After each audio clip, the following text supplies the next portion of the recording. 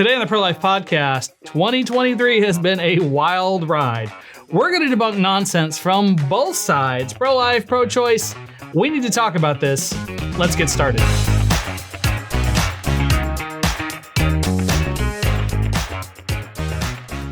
Happy Thursday, ProLife family. Welcome to the table. Happy Thanksgiving, ProLife family. I hope you're having a great Thanksgiving. Thankfully, you're watching.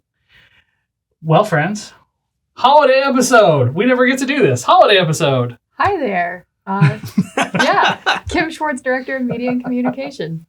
Dr. John Seago, President of Texas Right to Life.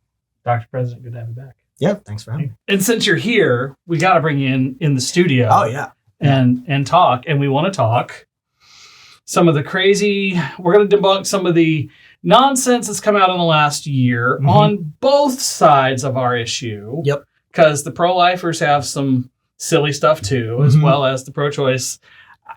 That's always silly. So. Right. Yeah. So, where to begin, friends? What nonsense do you want to start with? Oh, there's a lot of nonsense, but I think, it's important for us in the moment is one of our big tasks is to speak the truth.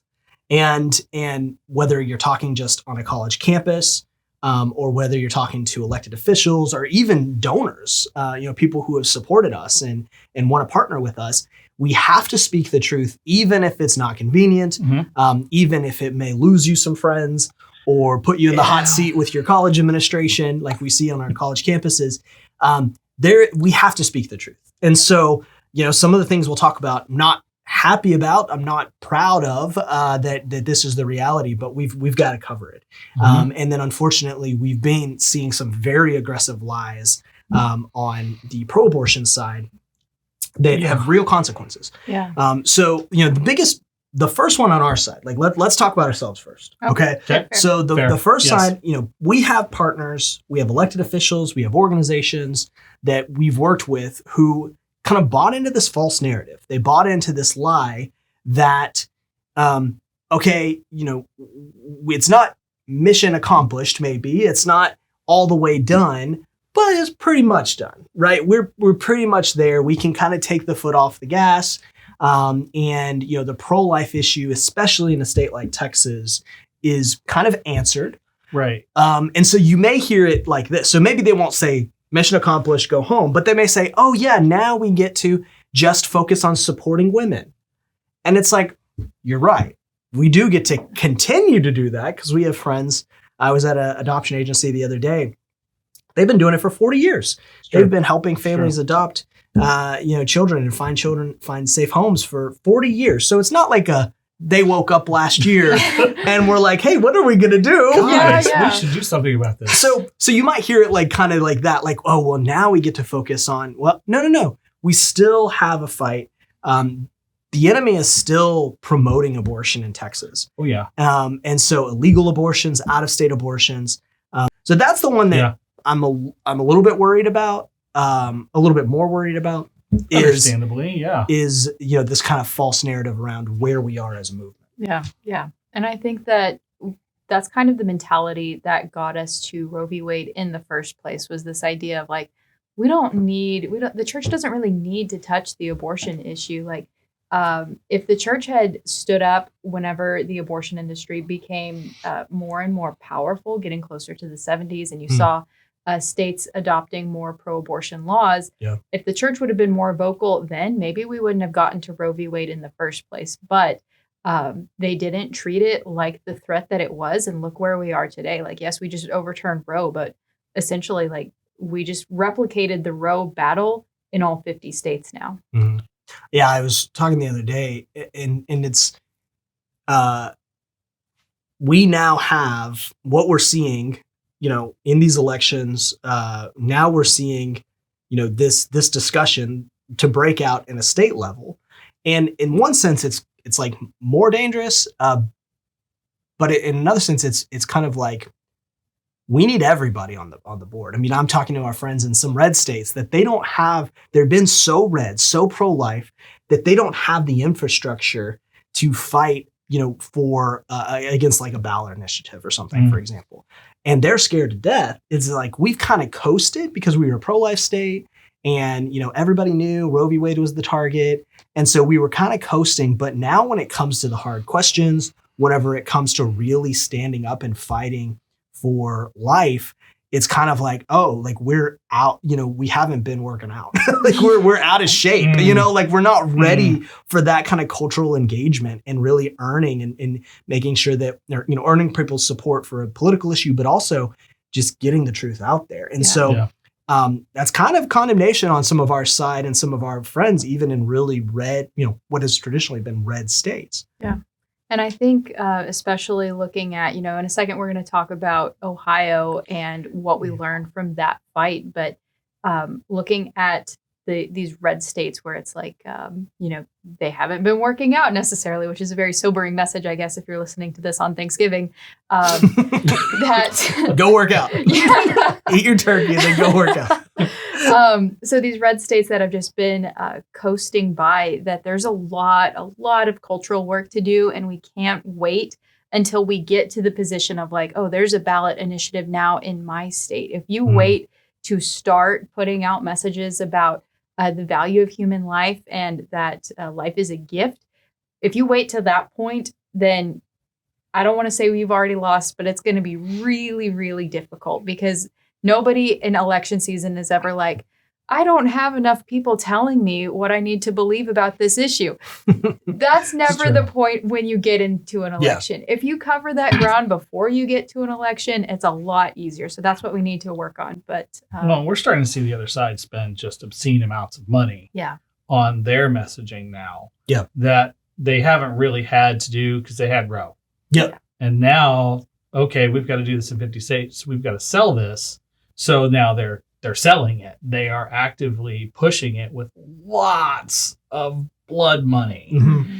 And if you've never had to counter that before, that's a hard thing to just pick up and start like, oh, I guess we need to get our side's opinion out there. Here's the $60 million I had lying under the couch. I guess I'll put it for this ballot initiative. Yeah. They're raising crazy amounts of money. Yeah. Yeah. Okay. Well, in the interest of letting everyone get back to their Thanksgiving festivities, we'll keep this brief today. We do want to discuss Ohio, but we need to take a quick break right now. Great news. Texas Right to Life is celebrating our 50th birthday this year. This is half a century of victories that the Lord has given us, but God is not done yet. The battle for life is only increasing as the abortion industry is going underground to promote death and sell abortion. Join us in supporting Texas Right to Life's 50th birthday campaign and chip in with a gift today. Thank you for 50 years of saving lives. And friend, the best is yet to come. Without warning, you or your loved one could end up in the emergency room where every second counts and your medical wishes matter more than ever. However, if your loved one doesn't have the right medical documents on hand, they may not be able to make decisions for you in a crisis. My Life Angels solves all of this by walking you through step by step in creating these important medical documents and storing them online securely for you and your family to access at any time. The service is only $7 a month, but use the link in our description for 20% off your initial subscription period. Don't let strangers make life and death decisions for you. Get the My Life Angels app today. Welcome back, friends. Hey, we have a store. We have a pro-life store that you can buy things from. And there's some Christmas shirts in there. There's really awesome gifts you can get for your friends. Black Friday's tomorrow. Use the code Black Friday for a discount. So, okay, just want to throw that in there. Get that business out of the way. Yeah, good stuff. Okay, Ohio. This one makes me very sad. Yeah. And the tactics are kind of new, and they've had some, well, not really new, but they really had some aggressive spin on this one. Mm-hmm. And they played some sob stories, kind of stuff we've heard before, but they got really aggressive and doubled down on this. Yeah.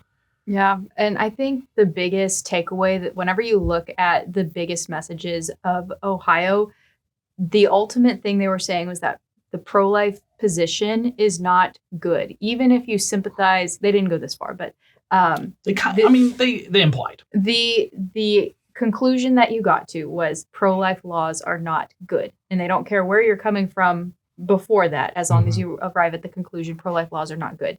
Because their biggest ads that they spent were on the case of a 10-year-old girl who was sexually assaulted and went to another state to have an abortion. The Democrats, I think you said, put $4 million behind that ad. So just that one ad. Yeah. One single ad about that one single message. And then the other big one that you saw was, and you see this continuing actually in other states, is this narrative that with states that have pro-life laws, women are not able to get an abortion in life-threatening situations. And so you're putting women on death's door because of these pro-life laws. So it's a really important distinction, Kim, that you were making a couple of months ago. I started hearing this really important analysis because for so long, like a reporter would doubt that we're telling them the truth. Like they would grill us about like, well, what scientific evidence do you have that this is a baby? You shouldn't use the word baby. It's a fetus. You know, it's not a heartbeat. It's, electric cardiac. Oh my gosh. Like it was like that's of coconuts. You're banging them together. It was like, no, that's not what's happening. That's what they were pushing is no, you're lying to me that's not a real baby. Like, and so the reporters were like trying to call us on that. Now it's like they don't even care if we say the word baby. They don't care if we talk about a heartbeat. They're saying what you're saying is like, okay, fine. Like your law will stop, a child from dying. That's not good. Yeah. Because look, this, these circumstances, that's not a good result. That's a huge distinction. And we still, to be honest, we still have the is it true questions. Yes. We'll see that like whenever they say our laws prohibit doctors from saving a woman's life in a medical emergency. That's just false. That's just a blatant lie. So we're kind of used to that line of attack. The good one, I don't think our side is really prepared. How would you suggest somebody fight back on pro-life laws are good? Yeah. The biggest evidence that we have that pro-life laws are good are the children who are saved by our pro-life laws. I think everyone knows someone who has been in an unexpected pregnancy or in a difficult pregnancy, or maybe the baby wasn't going to live very long, or the woman was pregnant in high school. All of these difficult situations, you have somebody that you're thinking of, and think of the child who was born from that situation. Is that person good? And obviously the answer is yes. And so we need to focus on that.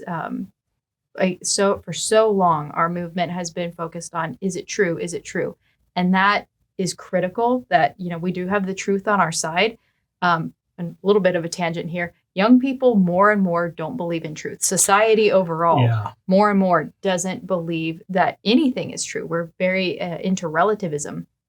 And so the real question that people are concerned about right now is whether the pro-life position is good.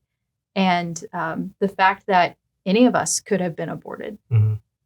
Do you value your own life? Is there someone in your life who you love and you value the impact that they've made?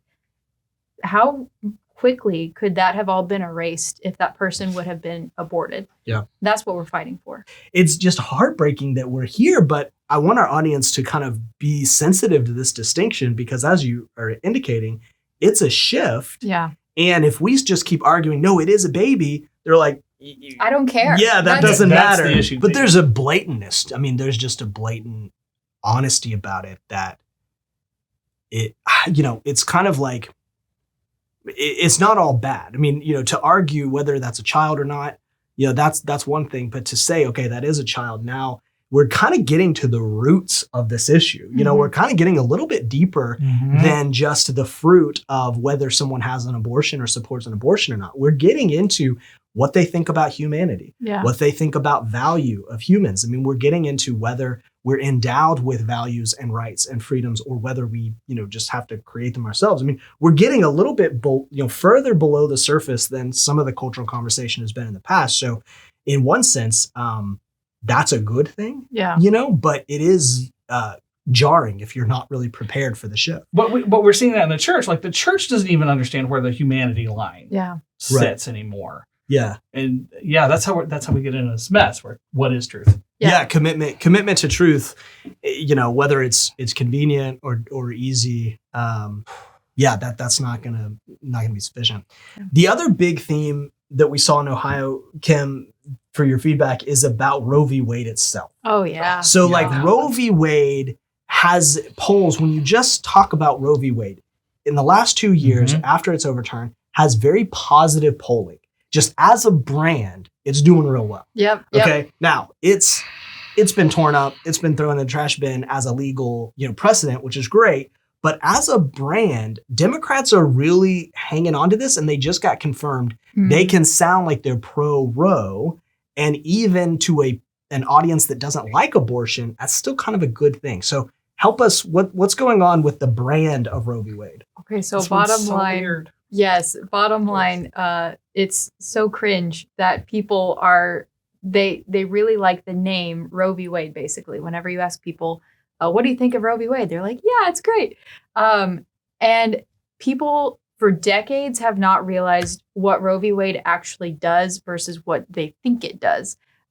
So whenever even before Roe was overturned, you could do polling and like look at the questions, and people will ask the questioner, the sample, do you support Roe v. Wade? They'll say yes.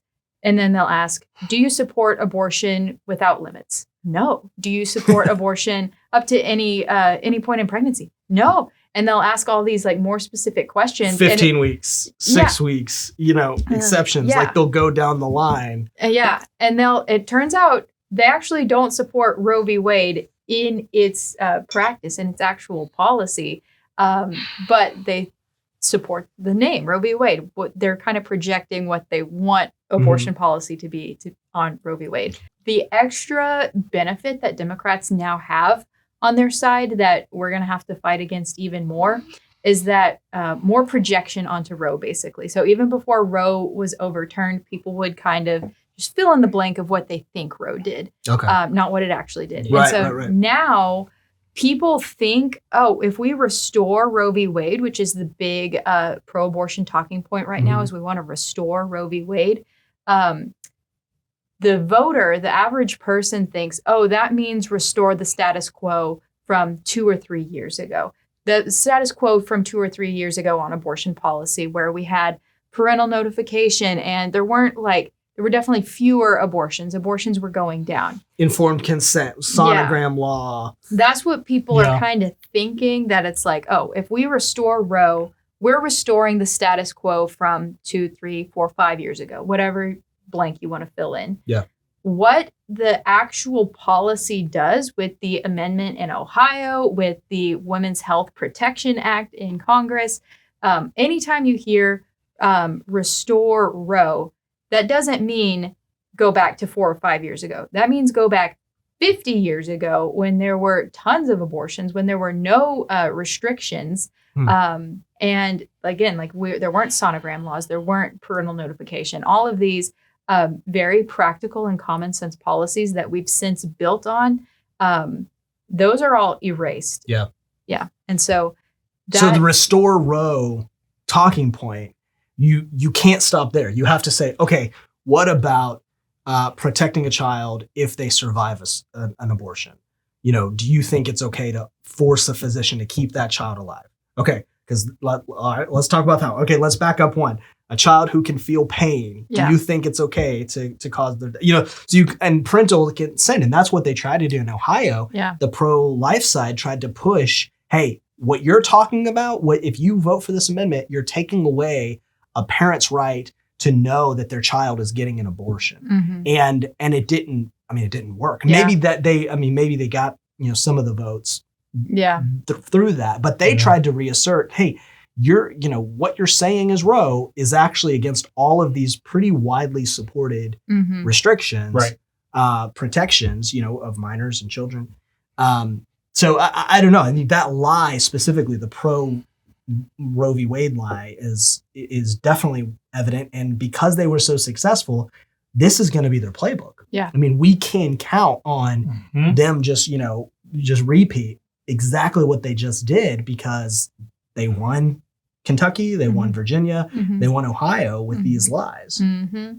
But it's also important to know, I think pro-lifers are looking at Ohio and trying to, everybody's trying to diagnose like what went wrong and what we need to do next. And some people tragically are looking at the loss in Ohio and saying, we need to back off our pro-life position. Oof. We need to not have any abortion restrictions before 15 weeks. Like really just have your limit at 15 weeks or have rape and incest exceptions, like all of these things that we just need to back off our pro-life beliefs.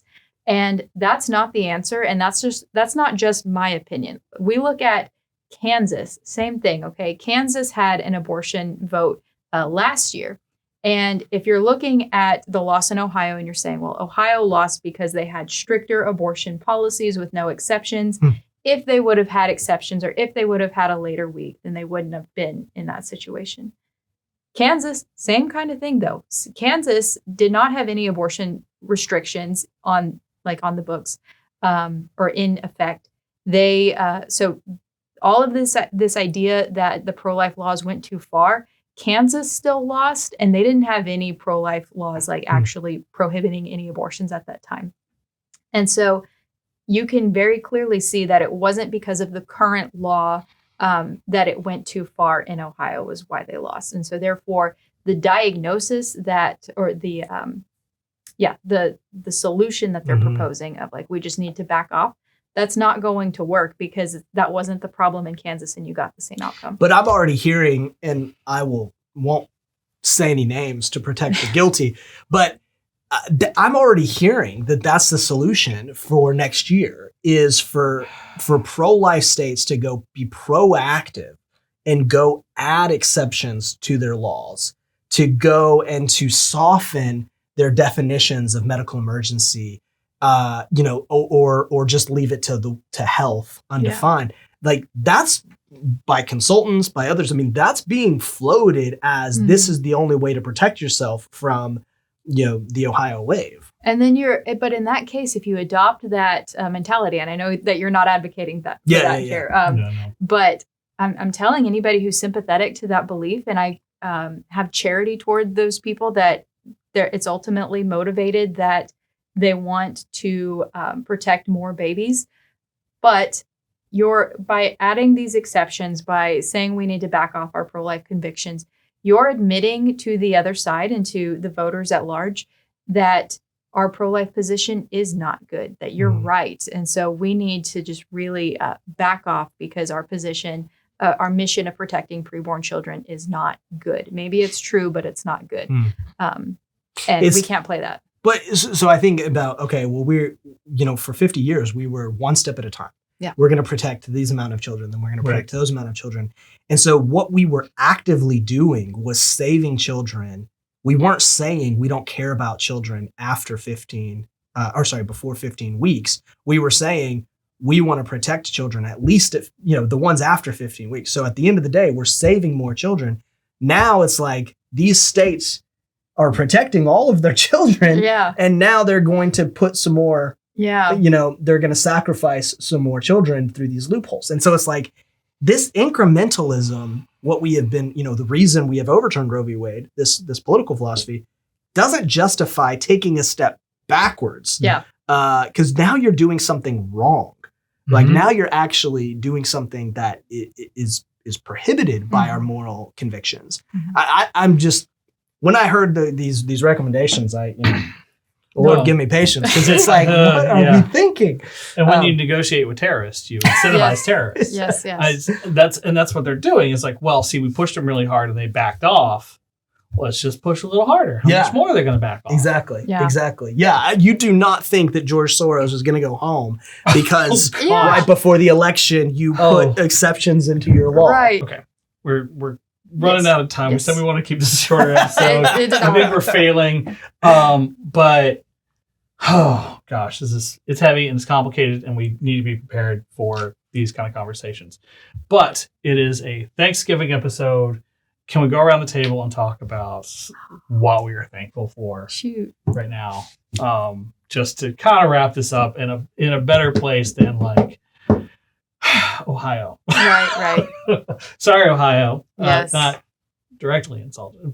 A better story than Ohio. There we go. Right. I am thankful for that as kind of normally the only parent in the program, or the resident dad here. I am thankful that the laws that we've been able to get through and the changes that have been made are allowing more people to experience this blessing of parenthood. Oh. That this blessing of the children that have been granted to us and entrusted into our care by God, that more people are getting to experience that. So, and that is about as sappy as I can get before I devolve into a mess. Praise the So, Lord. anyone else? You go next. Yeah. So for this year, the biggest thing I'm thankful for is a bill that our team got to work on to reform the formerly 10-day rule. You know, thanks to the Lord, he removed barriers. He brought unity and agreement in negotiations with some of the other groups that we were able to pass a significant reform to the Advanced Directives Act. And so now we have a 25-day rule that gives patients more time, but it also gives them a lot more rights and restores some of their, kind of the tools that they have to protect themselves and their family members if there's a disagreement at the hospital. So I saw what it took to get that bill passed. So it is clear. I see it is no doubt a miracle that thing passed. How many years of hard work to get that step in the right direction? Well, I mean, for you, that's it's years and years, and I mean, just this year we had over 40 hours of negotiations, like 40 hours at a table, with people over 14 meetings, with some doctors, lobbyists for hospitals, and I know Rebecca was here talking about it all, but it was quite an effort, and there were plenty of moments when I thought it was not going to work. Yeah. So I'm thankful that the Lord was faithful and did reward our work on that. That's amazing. I'm thankful just to see how the Lord is moving in people who are in the pro-life movement, how he's bringing people deeper into this movement, and how, a lot of times I think we hear from the other side that, oh, you are just pro-life because of your religious convictions. This probably doesn't help them too much, but sometimes the truth of the humanity of the unborn child, even if they're not religious, experiencing that miracle will bring them to Christ. And so it's like, I wasn't religious, but I am now because of the pro-life movement. And so getting to see more and more of that is really incredible. Souls coming to Christ and experiencing not just the gift of like natural life that we have, but hopefully the gift of eternal life that the Lord gives us. Amen. Awesome. Well, happy Thanksgiving, guys. Yeah. Yep. Happy we can do this. Friends, thank you so much for watching, for spending part of your holiday with us. I hope it encourages good conversations with the family. I know this is always loaded topics, but this is how we're going to change hearts and minds and save lives. So, friends, thank you for watching. We will see you next time.